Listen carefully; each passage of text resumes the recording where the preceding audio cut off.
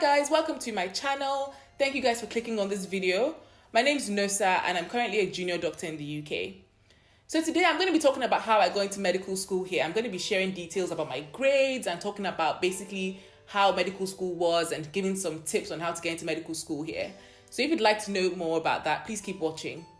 So I got into King's College London in 2009. I'm going to insert my offer letter somewhere in this video. But I remember feeling really excited about it. And unfortunately, I had to leave after 2 years there, which means I ended up graduating from St. George's University in Grenada, which was also a great university, by the way. Anyway, I don't want that to be the focus of this video. I don't want to go into details about why I had to leave King's. If you guys want to know more about that, please just comment down below and like this video so I can talk about why I had to leave in another video. And if you haven't already, please subscribe to my channel. I'd love to have you guys back for more videos. So I'm going to start off with my grades. I went to secondary school in Nigeria. My school was actually called British International School, and I did international GCSEs there. I had 8 GCSEs when I left. I got 2 A stars, 4 A's, 1 B, and 1 C. I got an A star in biology, A star in English, A in chemistry, A in French, A in economics, A in business studies, a B in physics, and a C in maths. Now, for someone that did not like maths and struggled with maths just generally, I was happy with my C at that point. I wasn't really aware of what the requirements were to get into medical school, so I was just happy with my grades, and I didn't realize at that point that that C could potentially prevent me from getting to medical school later on. I'm going to tell you guys what I did to prevent that from happening as we go along in the video. So now on to my A-levels. So I left Nigeria at 16, applied for a student visa and came to the UK. I went to Denstone College in Staffordshire. I struggled initially with settling in because it was a culture shock for me. Like, I had been to London on summer holidays with my family, but I had not really been to the outskirts. And it was like my school wasn't very diverse at all. I struggled, everyone was nice, but it was just very, very different to what I was used to. Being in that environment where I was, adjusting and stuff, I still had time to study, and I guess I wasn't really distracted. So I ended up getting my grades. I got 3 A's at A level. I got a B at AS level. So my A's were in biology, chemistry, and economics, and my B at AS level was English. Also, during AS level, when I was checking the entry requirements to get into medical school, I realized that most medical schools actually require a B or above in maths GCSEs to get in. I mentioned before I got a C in maths GCSEs, so what I did is I retook my maths GCSEs in AS level as well, and I got an A. So yeah, that's how you can kind of make up for, if you don't get a grade that you want in GCSEs, you still have time during A levels to do it. It's not ideal because obviously you're studying for A levels as well, but it's something you can do. Just don't give up because you didn't get the grades for GCSEs. Now we're going to talk about the application process. Okay. Coffee break. I love this mug. It changes color. I got it from my wedding planner's event. She has this yearly event and they give out these nice mugs for free. Was it for free? Well, I bought the ticket to go, so I guess it's part of the amount. So the first thing is do your research. The fact that you're watching this type of video already shows you're doing some research into how to get into medical school, and I think that's a good first step. You just need to keep at it and keep finding out, getting tips from different people that have gotten through medical school. Pick the university you want to apply to. We're only allowed 4 choices for medical school, so you need to make sure those 4 choices are valid for you. Like, you don't want to waste a choice. You want to increase your chances as much as possible. So you need to make sure you fulfill all the entry requirements, and you do this by going on the university's respective websites and checking that you have the grades, or you're going to have the grades necessary by the application date. Another thing is, when choosing your 4 choices, make sure you mix it up. Have maybe 1 or 2 schools that require, an A star and 2 A's or 3 A's, and then have one that requires, AAB. Basically, have one with a lower requirement, because if you miss your offer by, a couple of marks, you get a B instead of an A, you want to still have a backup option. Now we're on to the personal statement, okay?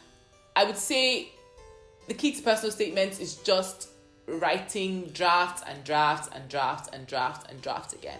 And you want to start months before, because it's something you want to read over, get people to read over, give you some tips, make sure you include your work experience, make sure you can demonstrate what you've learned from different things.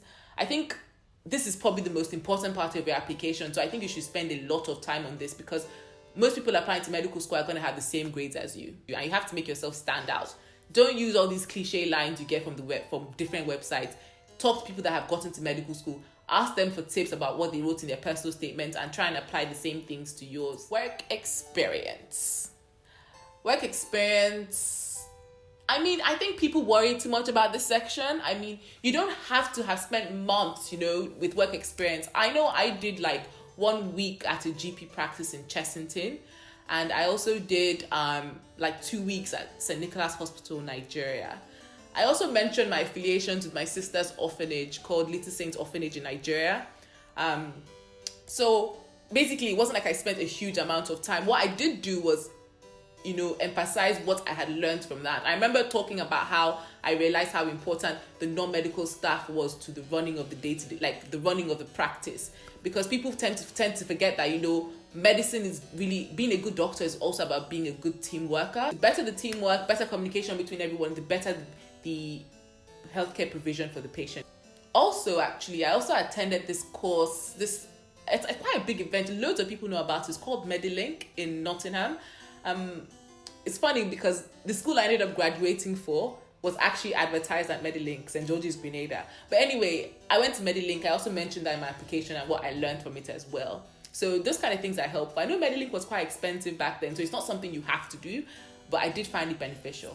So now we're going to talk about aptitude tests. So there are 3 aptitude tests in the UK for medical school. There's the UK CAT, there's the GAMSAT, and there's the BMAT. GAMSAT is for graduates, so unless you're a graduate, you can worry about that. I only did UK CAT because the university that I was applying to only required UK CAT. Now, if you're applying to Oxford, Cambridge, I think UCL as well, I'm not sure what the other options are, you need BMAT. I can't really give any advice on BMAT, but for UK CAT, I did Kaplan, and I found it so useful.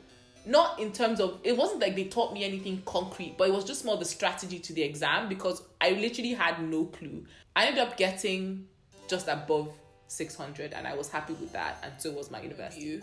I think people should be confident when going to interviews, because to me it shows that they've seen your application, they've seen your personal statement, and they are interested in you. You would not be there if they weren't interested. So go confidently and dress smart.